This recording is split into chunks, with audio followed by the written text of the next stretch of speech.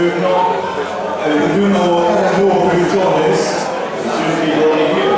But John is here, he was Keith's right-hand man, left-hand man, whatever hand you have. John was there for a year.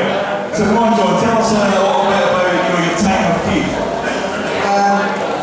Well, I met Keith, he became my next door neighbour in London. He turned up one frosty evening, 1969. I didn't know who it was at the road, but one night there was a big smashing of glass outside the front door, bottles had been thrown, and I had the front door, and there was Mr. Mears standing in the middle of the road. He was slow, and all he was wearing was a pair of leather ski underpants. And his missus was outside their house, and on the outside was throwing beer bottles out. They had a little bit of a tiff. And he looked up, saw I was looking out at him, and he asked if I could come in the house and get sandwich, which I did. And my old man was there at the time, and he liked his booze, so he invited Keith upstairs to our bar at the top of the house. And a big friendship started. After a few weeks, they decided to buy a hotel together in Sept with cushion. It's awesome. Yeah, it was slightly. He wanted somewhere where he could wreck without worrying about paying the bill. So, anyway, a few weeks after that, sadly, the driver he had at the time, Neil, was killed. I won't go into that story. And then, a couple of weeks after that, this young man here was staying with him, keeping him sane. And they invited me over for a party. And I think it was this young man here, Jimmy McCullough, who's from Hatton, Super Wings, and his brother Jack, and a few others. And we went through the night getting in Glasgow and a few drinks. And in the morning he said, I've got to get into Conference Street to the office in a minute. Could you drive me? And I said, right, yes, of course I could. He said, would you like a job? So I said, yeah, please. So there it started. A year of mayhem and madness. And then I met this young man. Hello, Larry. Hello. Okay, so John, you spent a year with me. How did that feel at the end of that year? I was about 2 stone rising, and my head was swimming. Probably quite tired as well. Yeah, and I feel like You're looking well today though. You're still here. I'm still feeling like I'm enjoying it. Really, good for you. And you know, one of the most memorable things with you, can you tell, you know, when you think about Keith, what do you think about? What's the first thing that comes to your head? Brandy and Georgia. Well, you can't say any more than that. Fantastic. Larry, we've got Larry here. Right. Yes. I'll start. We've got Larry. Good afternoon. Can we keep it down at the back of it, please? Can we just be a bit quiet just for 5 minutes? Thank you. Thank you. I'm next Larry Smith. My band is the one so called Doodle. Yes, thank you very much. Good evening. It's a real pleasure being back in the country. I love your wonderful policeman. Thank you. I just want to add to John's story about Keith's club, which was outrageous. Keith used to keep a bottle of methylated spirits, and used to kid people that it was a methylated spirits. What it was a big bottle of water with purple dye in it, and every 5 minutes it sort of creeped down the end of the bar. And nobody was looking, they thought they were looking, because they all were. But unplugged this a bit. So it looked like Keith was on mess. And he probably was at some point, but it was a nice little trick that he used to do. Now, I'm sure you've had some experiences, because your friendship expanded over a good period of time with Keith. It did indeed.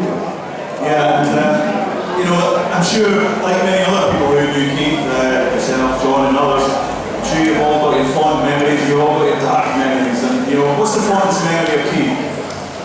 Well, Keith, I mean, he could be completely mad and insane, and how we never got arrested, I honestly do not know.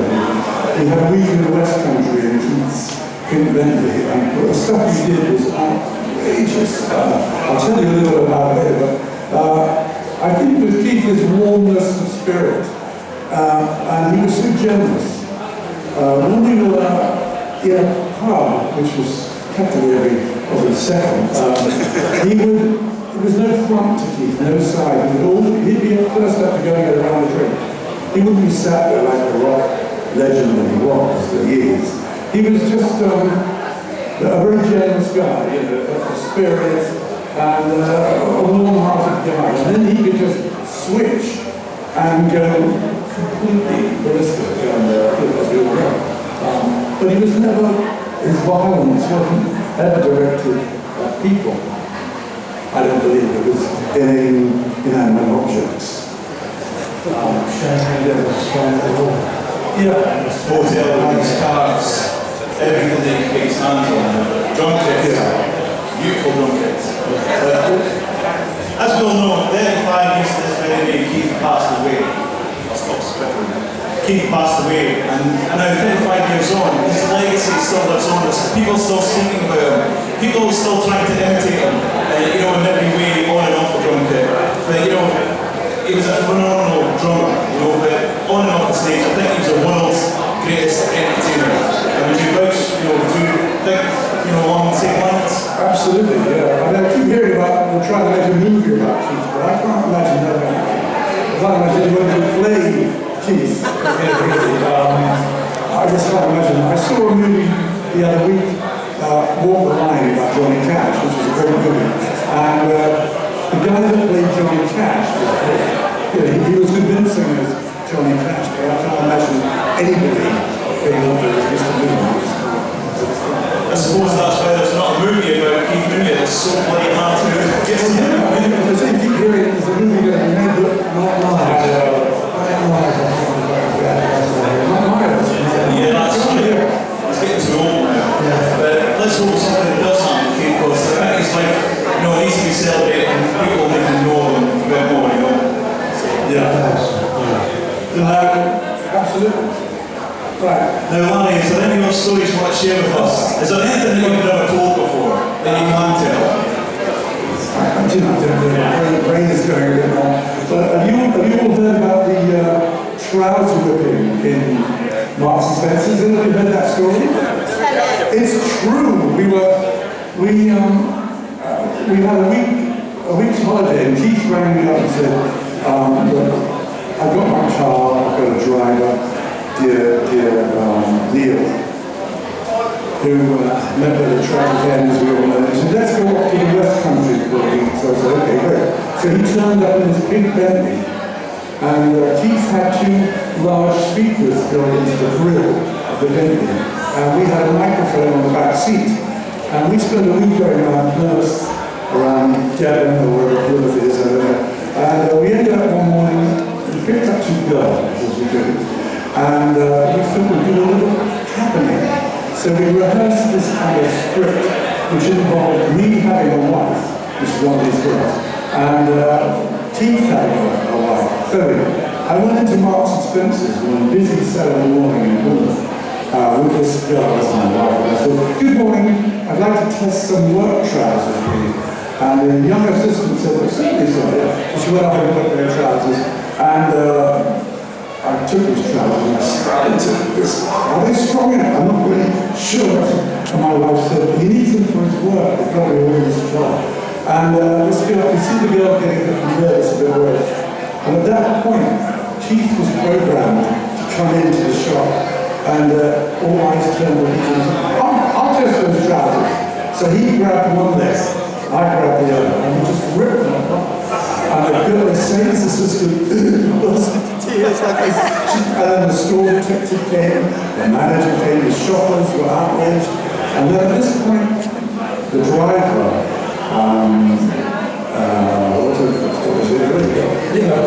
Neil, came to the other end of the store and said, I paid for those trousers. He had a little cash box.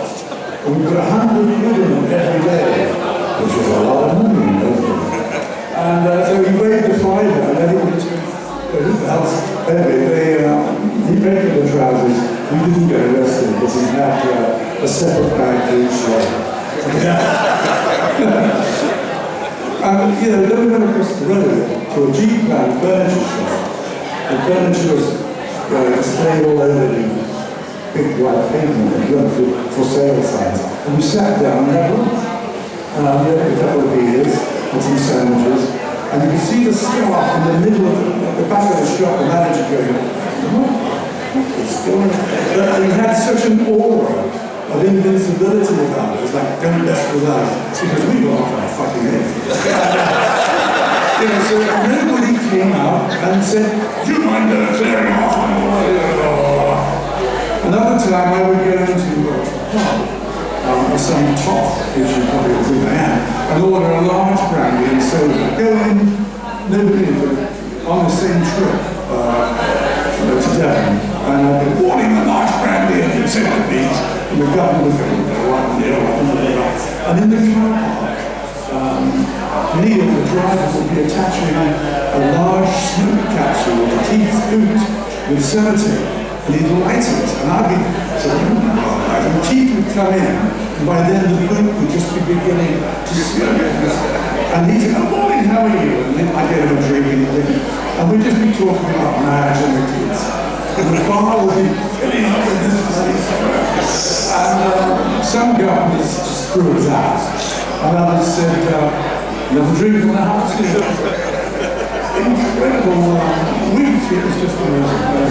I mean, there must be some imagination between the two of you to come up with ideas of these things. Well, we were just good mates, very, very, very tight.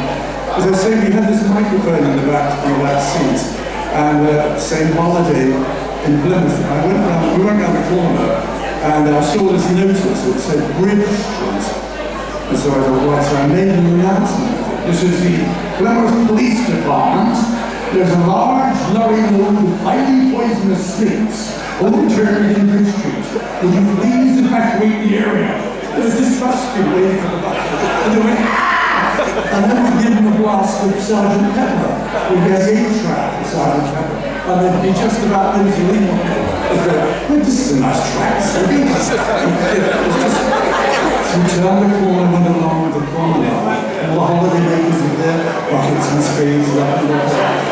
This is the Plymouth Police Department. A large tidal wave is approaching the beach. Would you please evacuate the beach, but stay in your shoes? Repeat, stay in your shoes. And all these people that didn't have any shoes on anyway.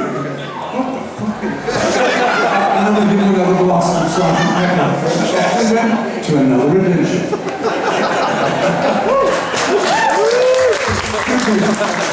Fantastic, thank you very much for both of you. Now, before we knock off, do you want to tell us a bit about the poster and the t-shirt you guys are wearing?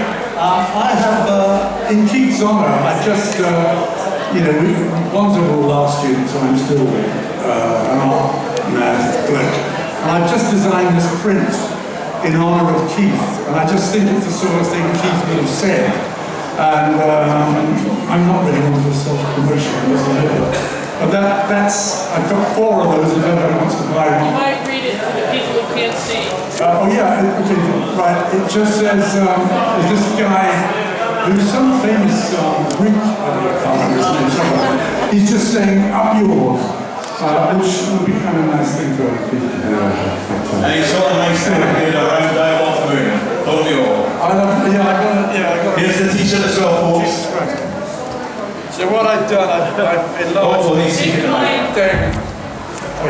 I've enlarged the penis. Sorry, I've enlarged the whatever it is, the medallion, and it's a t-shirt for your pleasure, ladies and gentlemen. Thank you very much,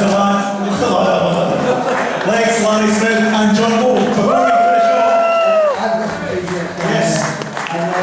John has t-shirts too. Picture of Keith at the bar, which I took at Chippenham, and there's this. Here's the back of the t-shirt as well, the convention poster. Very Keith Moore. Cheers, everybody. Okay, thank you very much, John and Lex Smith. Thank you very much. That is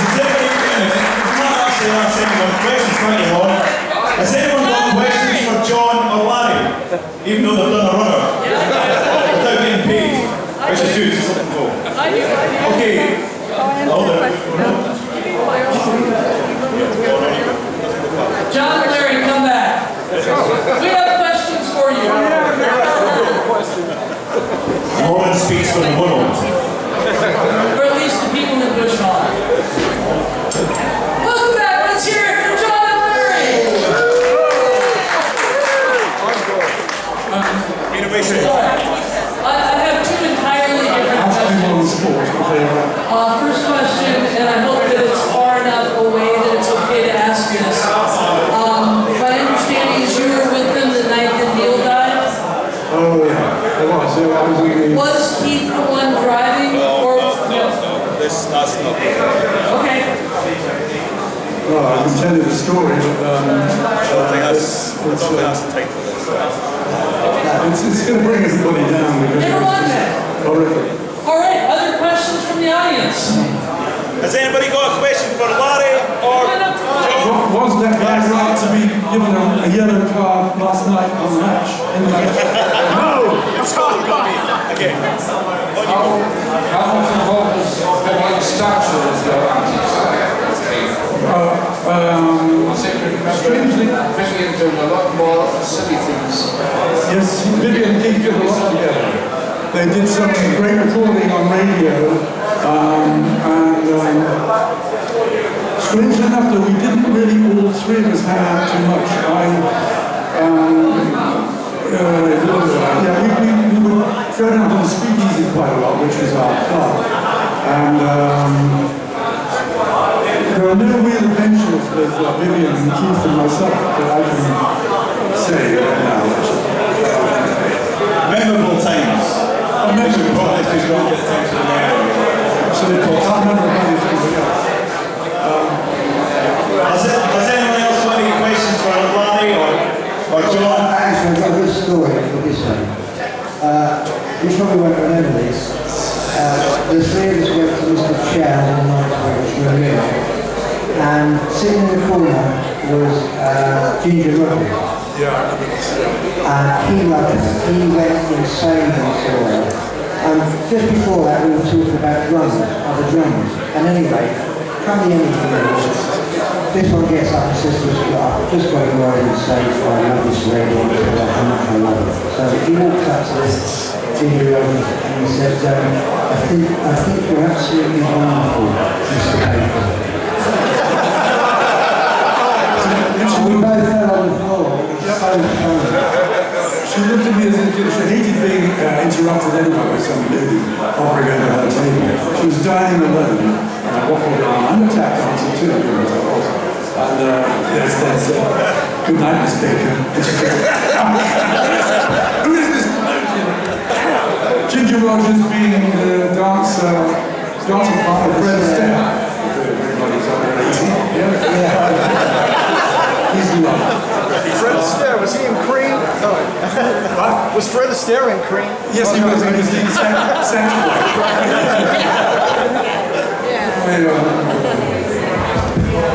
Okay, I think we're going to wrap up that, gentlemen, because we're running out of time. But I'd really sincerely like to thank you both for coming here. You know, doing a bit for the convention. Thank you.